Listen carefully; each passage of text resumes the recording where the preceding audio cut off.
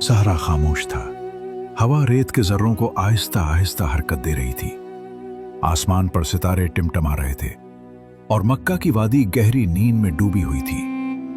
मगर उस रात कुछ ऐसा होने वाला था जो पूरी इंसानियत की तकदीर बदल देगा। ये सुन 610 ईस्वी का जमाना था और महीना था रमजान। उस जमाने को तारीख में दौरे जाहिलियत कहा जाता है। अरब में जुल्म आम था, कमजोर दबाए जाते थे, बेटियों को जिंदा दफन कर दिया जाता था। शराब, सूद, कबाइली जंगें, ये सब जिंदगी का मामूल था। मगर इन्हीं दिनों मक्का में एक हस्ती थी जो उस सब से मुख्तलिफ थी। मोहम्मद सल्लल्लाहु अलैहि वसल्लम।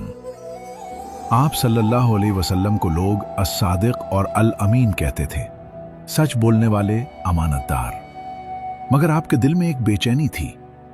आप सोचते थे, क्या इंसान सिर्फ खाने पीने और लड़ने के लिए पैदा हुआ है? क्या कोई सच नहीं? क्या कोई रब नहीं? मक्का के करीब एक पहाड़ है, गारे हिरा। यही वो जगह थी जहां आप सल्लल्लाहु अलैहि वसल्लम तन्हाई इख्तियार करते। रमजान के दिन थे।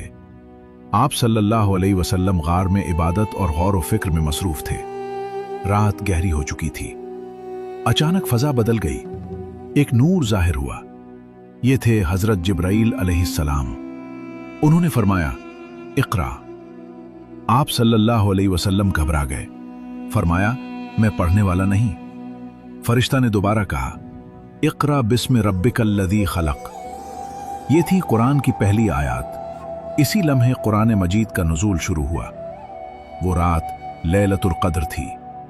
आप सल्लल्लाहु अलैहि वसल्लम कांपते हुए घर लौटे।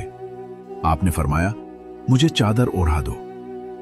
आपकी ज़ौजा मोहतरमा हजरत खदीजा रज़ी अल्लाह अन्हा ने आपको तसल्ली दी। उन्होंने कहा, अल्लाह आपको हरगिज रुस्वा नहीं करेगा।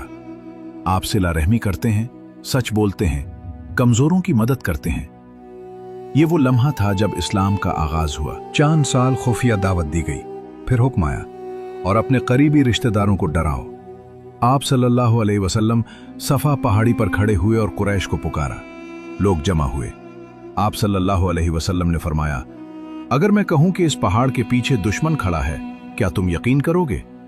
सबने कहा, हां, हमने आपको कभी झूठ बोलते नहीं देखा। आप सल्लल्लाहु अलैहि वसल्लम ने फरमाया, तो सुनो, मैं तुम्हें अज़ाब इलाही से डराता हूं।